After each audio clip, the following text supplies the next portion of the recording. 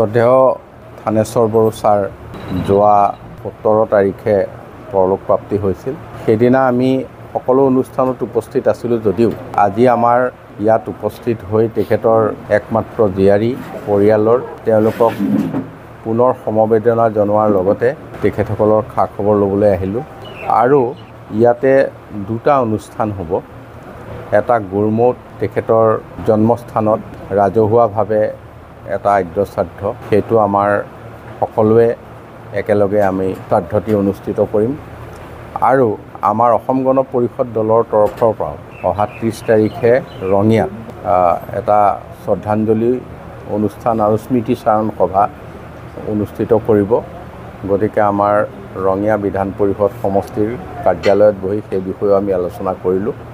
গতিকে ছাৰৰ স্মৃতিত আৰু শ্ৰদ্ধাঞ্জলি অনুষ্ঠানৰ বাবে আজি বিশেষকৈ আমি ৰঙিয়ালৈ আহি এইখিনি কথা আলোচনা বিলোচনাত মিলিত হ'লোঁ। শ্ৰদ্ধেয় থানেশ্বৰ বড়ো ছাৰ যোৱা 17 তাৰিখে পৰলোকপ্ৰাপ্তি হৈছিল। সেইদিনা আমি সকলো অনুষ্ঠানত উপস্থিত আছিলোঁ যদিও আজি আমাৰ ইয়াত উপস্থিত হৈ তেখেতৰ একমাত্ৰ জীয়াৰী পৰিয়ালৰ তেওঁলোকক পুনৰ সমবেদনা জনোৱাৰ লগতে তেখেতসকলৰ খা খবৰ ল'বলৈ আহিলোঁ। আৰু ইয়াতে দুটা অনুষ্ঠান হ'ব। এটা গুৰমৌত তেখেতৰ জন্মস্থানত ৰাজহুৱাভাৱে এটা আদ্যশ্ৰাদ্ধ, সেইটো আমাৰ সকলোৱে একেলগে আমি শ্ৰাদ্ধটি অনুষ্ঠিত কৰিম।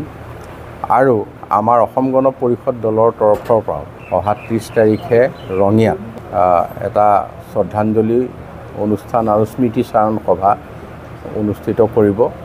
গতিকে আমাৰ ৰঙিয়া বিধান পৰিষদ সমষ্টিৰ কাৰ্যালয়ত বহি সেই বিষয়ে আমি আলোচনা কৰিলোঁ।